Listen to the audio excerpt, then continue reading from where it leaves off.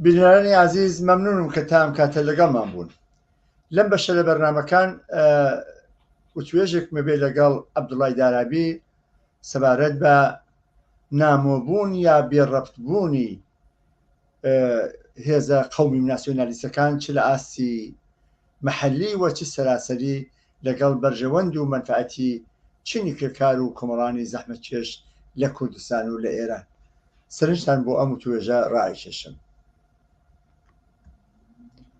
هەوڕێ عەبدوڵای دارابی مەمنونم کە داوەتی من قبول کرد بۆ ئەم بەرنامەیە. بەڕێز و سڵاو بۆ تۆ بۆ هەموو بینەرانی خۆشەویستان و منیش زۆر سپاس دەکەم. هەوڕێ عەبدوڵای دارابی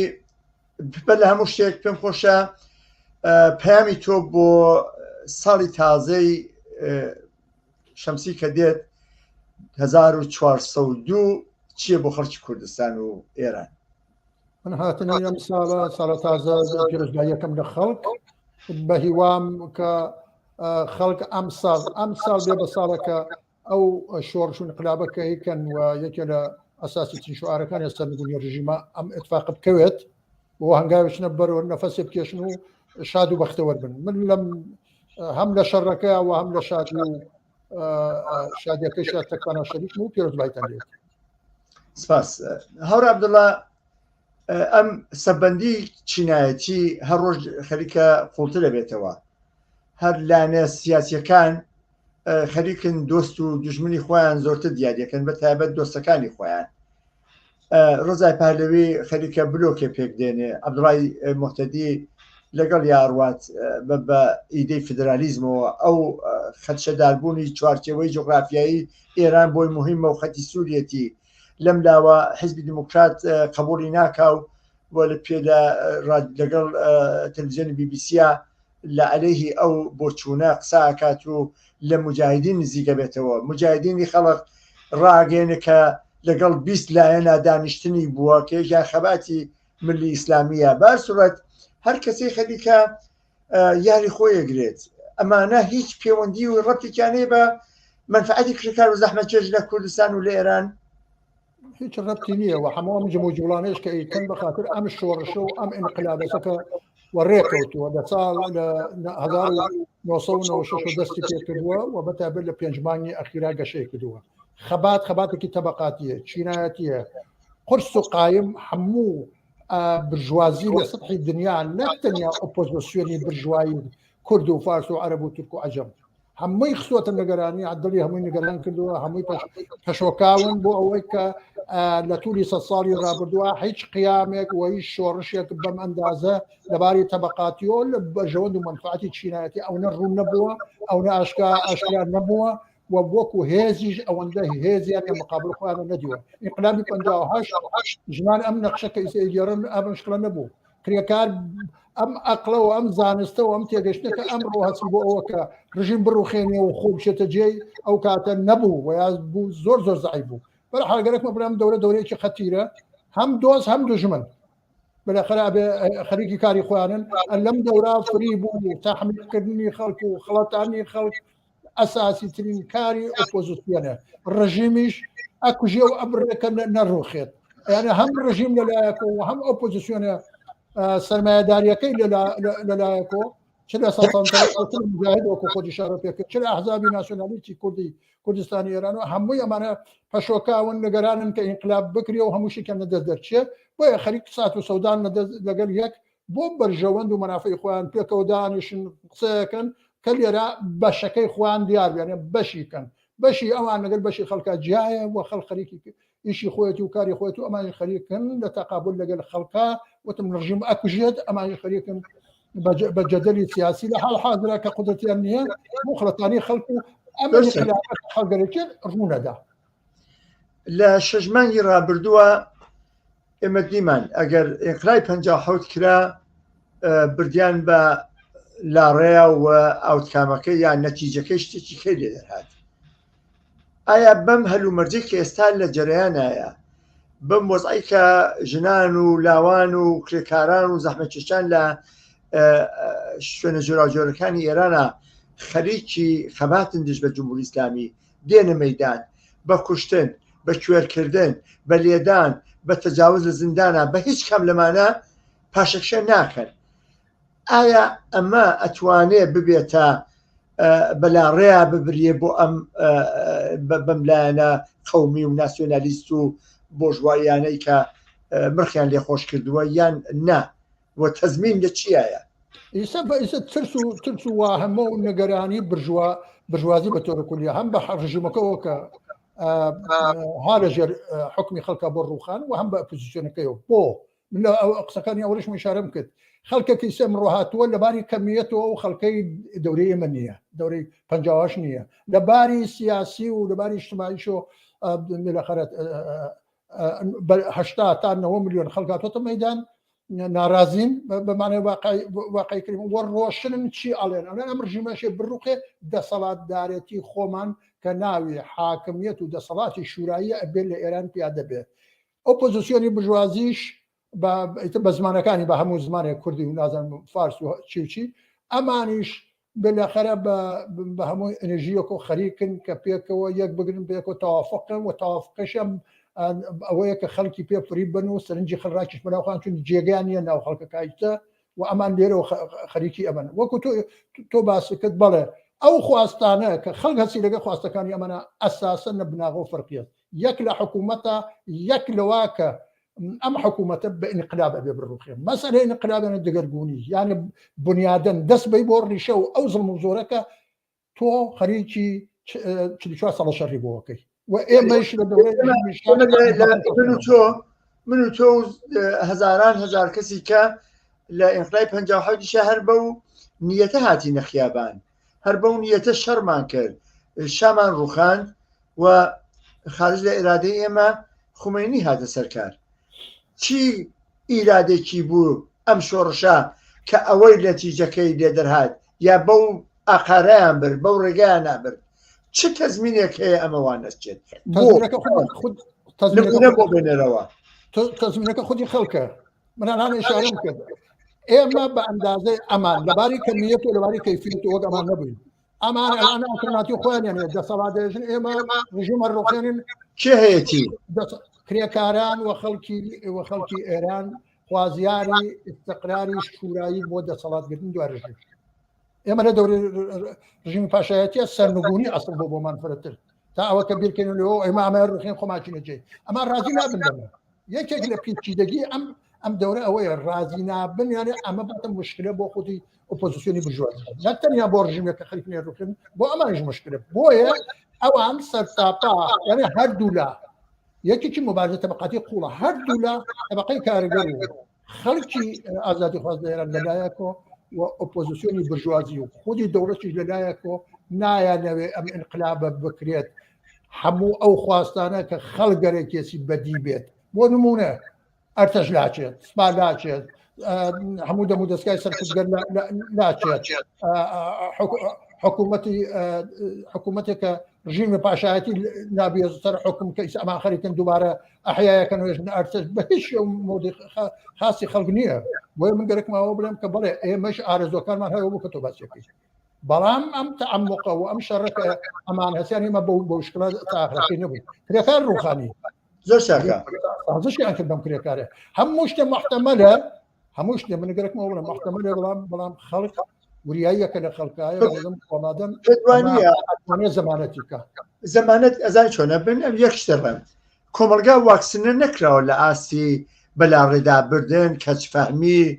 یاخۆت فریودان ئەمە من پێ وایە واکسنە نەکراوە بەڵام تەزمینی ئەمە چییە بۆ نمونە ئەحزابی سیاسی ئەو کات نەبوون ئێستا هەن یا ئەو کات دەور و نەخشێکی جدیان نەبوو لە شۆڕشەکەیە بەڵکو لە نۆفلۆشاتەوە خومینیان خستە ژێرداری سێ و BBC و خسیانە دایان لە تەبلیغات و کە ئەوە ڕاهبەری انقلابە ئایا ئێستا ئەمەیان بۆ سەرچێ ئەگەر نا دلیلەکانی چێ بۆیان سەر ناچێ ئێستاش میدیا لەگەڵ ئەوانە BBC ئیران ئینتەرناشناڵە بۆی ساب ئەمریکایە مەنۆتۆیە کەم نین خەریکی مهندسی ئەفکارن چ شتێکە توانێ لە ناوخۆی ئێرانە تەزمینی ئەمە بکات ناوخۆی ئێران ئەوەیە کە تەبەقەی کارگەر و ئاڵای پەرچەمی کاریگەریە بۆ وەکە واقعاً خەڵک وەکو چەترێت چێتە ژێری وساق بين السنة أجر أمر جمع بروخي ودا صلاتي شورای و سوسیالیستی و آزادی خوازانه و برابری طلبان دێتە سەر حکم خەڵک ئەگابنە نەوەی خۆی لە حکوومەتەکە دانێ و دفاعشی لێ بکە. پرسیارەوەیە لە فاصلەی ئەم تێبینیتەوە دروست تا ڕووخانی جمهوری ئیسلامی تا سەرنگونیەکەی چ کارهایەک هەیە کە ئەتوانن بیکەن لە گەڕەکە ژنان پیاوان لاوان کرێکاران لە مەحەلی کاریانە کە سبەینێ بتوانن ئەوان ئالتەرناتیڤ بن بەستی و بە شوڕەتی دووفاکتۆر لە واقعە دووفاکتۆر بەمانایەوەیە کە بەڕێزەر من ئەبێ خەڵک سەنگەری سیاسی و سەنگەری تەشکیلاتی بگرێت تەشەکر دروستکە و گەڕک و خیابان و شوێنی کار و ژیانی خۆی کا بە سەنگەربەندی کاتێ بیکە بە پاڵپشتێکی گەورە و ئەعلامی ئەو ئارەزوانە کە خۆی هەسی بیکات بڵێ من ئەبێ خۆم چارەنووسی خۆم دیاریکەم خۆم بوێستم متحد بم متشکل بم و پەرچەمەکەشم یەکسان خوازیە پەرچەمەکەم ئازادیە بەرابەریە زڵم قبوڵ ناکەم ئیستثمار قبوڵ ناکەم هەموو ئەم شتانە خۆیان ئەلعان بە نووسراوە دایانتە دەرەوە هەموو ڕۆژە شتێک تا ژنان منشوری خۆیان هەیە خەڵکی ئازادی خواز مەشوریان داوەتە دەرەوە خۆتەنیاوەیە کە بەرەی ڕاست دابێتی بەرەی ڕاست وحشەتی لەم ئەتفاقەکە بکەوێت بەڵام شتێکم فرەتر هینەکە ئەتوانین خەڵک بەلاڕابە یا بەشێک لە خەڵک فڕوفێلێکە کە لە دەورەی انقلابیە برژوازی ئەیکا بەسکە قسەکانی ئەگۆڕێ بەفەرجێ ئۆکەی سوپای پازاران باشە لاچێت بەڵام بێتە ژێردەستی ئەرتش بۆ نمونەڵم ئەمە یەکێک لەو مەسەلان یا بەسیج نمێنێ یا ئیطلاعات نمێنێ بێتە ژێردەستی مەسەن سەوە خەڵکی ئێران 58 ساڵ لەوە بەرگەل ئەرتەشە شەڕێک ئەرتەشی پادشایی کە لە منفعات و بەرژەوەندی سەرمایەدار دفاعی کرد ئێمە لەگەلەوە شەرمان کردەوە ئەو خەڵکە و هەزاران کوشتماندا ناوی گەرەکە نامی گەرەکان ئەرتەشەکەی گەرەکە ئێرە دەم و دەستگای سەرمایەداری من قبوڵم نییە من دەم و دەستگای خۆم گەرەکە من ئەمەوێ شورا بم من ئەمەوێ هێزی مسلحی کە دفاعکە لە شورا لە مافەکانی شورا دروستکەم خەڵکە بێبیستن سەنگەر بگرێت وردە و خۆشی مسلحکە خۆشی ئامادە بەرە ئەوە بڕواکە واقعا بەهێز و توانە و تەشەکولی خۆی سەنگەرێک دروستکە کە واقعا نەتەنیا ڕژیم بڕوخێنێ بەڵکو لە بەرابەر ئەمانشان مقاومەتکە و نێڵێ تەجاوزکرد بە ماف و ژیان و گزەرانە زۆر چاکە ئەحزابی سیاسیەک لە مەیدانە لە کوردستانە حزبی دموکرات هەیە کۆمەڵەی عەبدوڵای موحتەدی هەیە بە ناوی حزبی کۆمەڵەوە لە واقع ئەو سەرمایە ئینسانی و فکریەی کە کۆمەڵە لەسەری بنیادرا ئەم خەریکە سوئیسفادەی لێکا و لەگەڵ دشترین جەریان و بێڕەبترین جەریان بە خەڵک کە لە 57 ڕایان ماڵی شایان نەویست ببوورە قسەکە لەسەرەوەیە کە ئێستا باتۆجب بە مۆزعە ئەم ئاڵوگۆڕیە کە دێتە پێشەوە خەڵک چۆن سەبەندی خۆیان شکل بدەن کە ئەمانە لە کوردستان سبینێ وەکو هێزی چەکدار خۆیاندا نەسەپێنن بەسەر خەڵکە مجاهدینی خەڵک نمونەیەکی بارزیەتی مجاهدین هیچ شانسێکی نەبووە بگا بە قودرەت ئایا لە ڕێگەی مەحزابەوە سبینە تەحمیل دەکرێت بە خەڵکی کوردستان و ئێرانیان نا چون خۆ دەزانیت جلایەنێکی ارتجاعی و مسلمانەکە دەیان ساڵە خراپتر لە جمهوری ئیسلامیە ئەگەر بە قودرەت بگات بەڵێ من قسەکەم ئەوسەکە هەر وەکو جمهوری ئیسلامی 44 ساڵ تەمەنیەسی و بە کردار و بە گفتار و بە هەموو شوێ خەڵک ئەیناسێ پێم وانێ خەڵکی کوردستانە مەحزابش نەباسن لە پێنجمانی ڕابردووە لە حەج کوێیەک بالاخره شعار و خواستی ئەحزابی برژوازی کورد لە حزبی دموکرات و بیگرێت تاوەکو عەبێ مەتەدی و غیرە و زالێک نەدراوە لەلایەن خەڵکۆ ئەمە نیشانەی چییە نیشانەی خەڵک لەسەر بۆچوونەکەی خۆی سوورە لەسەر ئەوە ژە ئازادیم گەرەکە خۆشبەختیم گەرەکە بەرابەریم گەرەکە نامێ بچەوسمەوە ژە من دەسەڵاتی خۆمم گەرەکە شورام گەرەکە ئیسا قسە ئەوەیە کە ئەم شورا بێ محکەم بکە گەڕک و محلی کار و ژیانی خۆی بتەوە بیکە بە سەنگەری محکەمی خۆی بەهێز و مسلح کا وردە بۆ چی بۆ یەک بۆ تەسریعی سەرنگونی ڕژیم و دووەم بۆ بربەرەکانی لەگەل ئەمانە کە دژایەتیەکەن ئۆپۆزیسیۆن و نەگەیشتون بەدەسەڵات بەڵام لەگەڵ خواست و ویستی خەڵکای نەکەن ئەوان خوازیاری ئەحزابی ناسیۆنالیستی کوردی هیچ بەرەیەکیان هیچ بەشێکیان خوازیاری دامەزرانی شورای خەڵک لەگەل خواستی خەڵکان نین لەگەل ئازادی و بەرابەرینە ئەمانیش و ئەوانیش هەمویان یەک لە یەک قسە مشتەرەکن ئەوە کە نظامی سەرمایه‌داری بەقاکەی مێنێتەوە سەران بگۆڕێن ناوەکانیان ئەم بێتە جێەوە بڕاتە جێ بەڵام ئیسtismarکردن چەسانەوە بێدەرەتانی بێماڵی بێئیمکانی هەموو ئەم شتانە کەماکان بە شێوەی ئەمان بە بەرنامەی ئەمان بێتەوە دیارە ئەمان هێزی مسلحێنێ و خۆشیان مسلحەکەن بەڵام خەڵکیش لە تەقابل لەگەڵم خەڵک لە بەرابەر جمهوری ئیسلامیە بە هەموو توانایەک و شەڕەکە بڕوخانی مطمئن بە لە بەرابەر نەتەنیا ئەحزابی کوردە و هەر کام لەمانە گەرەکیانە بە فڕوفیاڵ و پاڵمان دابنێن و گەرەکیانە بلەخەرە بە شێوەگە جۆرا جۆر بە ناو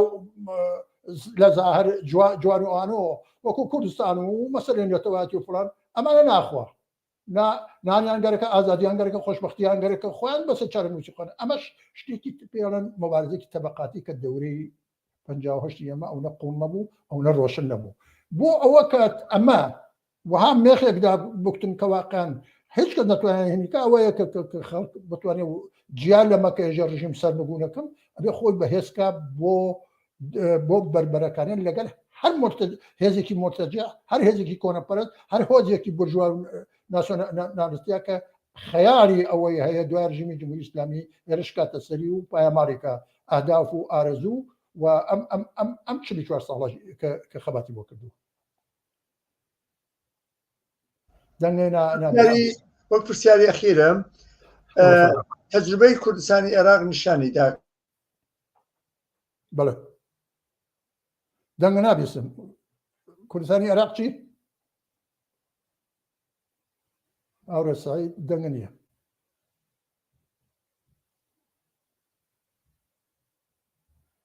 دەنگە نییە بەداخەوە دەنگم هەیە هەورە عەبدوڵڵا ئائیسە فەرمودەی ئەوختی تەجروبەی 30 ساڵ لە کوردستانی عێراق نیشانیدا کە ئەم ئەحزابە کە کوردایەتی هەدەفیان بوو نامۆن بۆ خەڵکی کوردستان ڕەبتیان نییە ئەمان لە فکری گاوسندوقەکانی خۆیانان لە فکری سەرۆت و سامان پێکنان